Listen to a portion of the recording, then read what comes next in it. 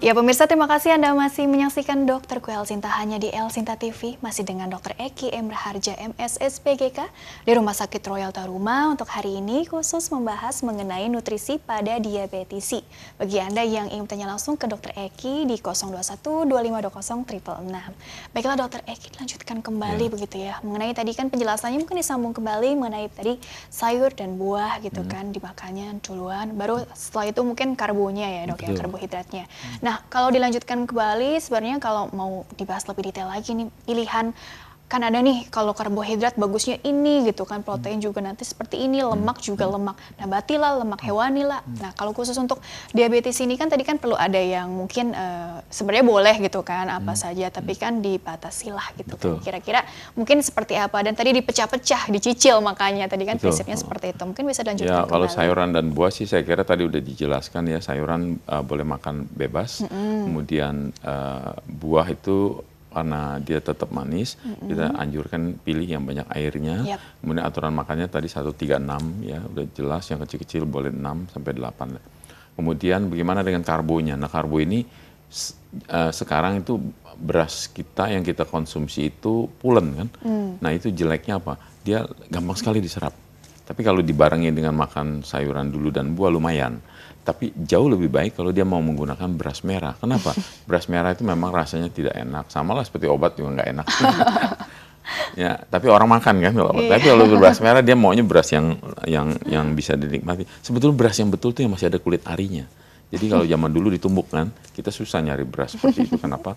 Karena pemerintah kita nggak akan menyimpan beras seperti itu karena masih ada kulit arinya, ini gampang narik air, gampang membusuk dan sebagainya. Jadi kalau beras merah itu pasti respon kenaikan gula darahnya pelan karena dia masih ada kulit arinya. Nah, makanan yang dari tepung segala macam seperti itu memang harus dibatasi. Dibatasi ya dok ya. Minimal kalau dia mulai dengan sayuran dan buah udah lumayan lah. Jangan perut kosong makan donat misalnya gitu kan, itu gulanya cepat naik loh. Cepat naik ya dok ya. Cepat naik. Nah kalau udah naik, kalau dia nggak gunakan, ya numpuk di darah. Kalau numpuk di darah itu komplikasinya yang saya bilang tadi. Jadi seperti itu ya. Jadi itu mengenai gandum bagus ya dok ya.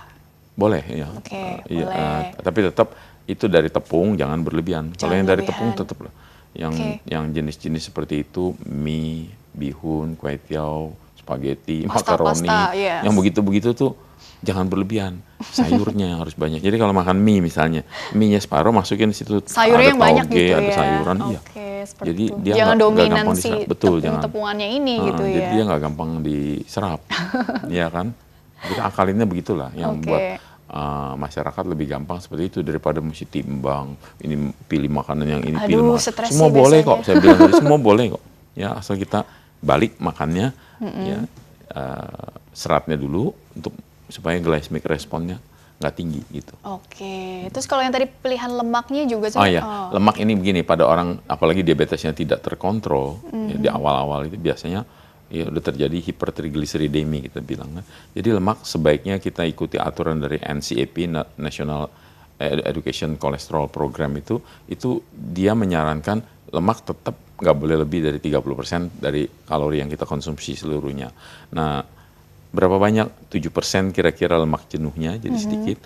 Lemak tidak jenuhnya yang polyunsaturated fatty acid boleh sampai 10%, ya. Kemudian lemak yang jenis MUFA ini boleh lebih banyak, yaitu sampai 15%. Karena MUFA ini monounsaturated fatty acid ternyata berdampak baik terhadap pengendalian gula orang diabetes gitu. Ternyata seperti itu gitu ya. Baik, mungkin disapa lagi. Halo, dengan siapa dan di mana? Silakan. Iya, halo, saya Ibu Eli. Ibu Eli dari Jakarta Barat. Dari Jakarta Barat ya. Silakan yang bertanya apa kepada Dr. Eki. Langsung saja pertanyaannya Ibu. Iya, saya mau tanya, saya kan kadang ada luka gitu, terus bekas luka saya suka hitam-hitam begitu. Itu ada termasuk diabetes atau gimana ya? Usia berapa Ibu Eli, mohon maaf? Kenapa? Usia saat ini? 25. Oh, masih muda sekali ya, 25. Iya. Dokter ada yang ditanyakan tidak nih? Enggak sih, Ibu cuman saya lihat jadi Bu aware sekali ya, Bu diabetes nggak nih gitu kan? Enggak Bu, diabetes tuh diagnosanya kita harus periksa gula darah. Gula darah puasa dan gula darah 2 jam sesudah makan, tutup diagnostik. Jadi kalau dilihat dari lukanya hitam-hitam tuh belum tentu gula sih. Ya. Seperti itu ya tanggapannya. Oke, baik, jadi tadi untuk memastikan ini mungkin dengan kadar gula darahnya itu dikontrol gitu ya, dicek gitu ya dok ya, diperiksa gitu ya. Kalau kita curiga, periksa aja. Oke, baik dokter, kita lanjutkan kembali gitu ya penjelasannya. Bahwa tadi kan lemak juga perlu diperhatikan juga gitu kan, protein gitu kan juga seperti apa? Protein tetap kita anjurkan tidak berlebihan, karena protein itu satu-satunya senyawa yang mengandung nitrogen. Nitrogen itu jeleknya apa dalam tubuh diubah menjadi amoniak. Amoniak ini racun. Nah, kalau kita makan berlebihan, amoniak ini akhirnya harus dinetralisir jadi urium oleh liver dan dibuang lewat ginjal. Nah, pada orang diabetes dengan komplikasi misalnya gangguan ginjal, nefropati dan sebagainya, ini berisiko karena uriumnya nggak bisa dibuang. Akhirnya harus dicuci lah sebagainya gitu, ketinggian gitu kan. Jadi protein kita tidak anjurkan berlebihan. Pilihannya sebetulnya bisa protein nabati, bisa protein hewani. Bagi orang yang sudah ada gangguan fungsi ginjal, jangan yang diutamakan yang nabati. Jadi tahu tempe memang sehat, tapi pada orang dengan diabetes itu kita nggak anjurkan berlebihan karena waste produknya banyak. Jadi harus beban buat ginjal makin besar. Dan total proteinnya malah kadang-kadang harus dibatasi 40 atau 50 gram protein tergantung derajat gangguan fungsi ginjalnya.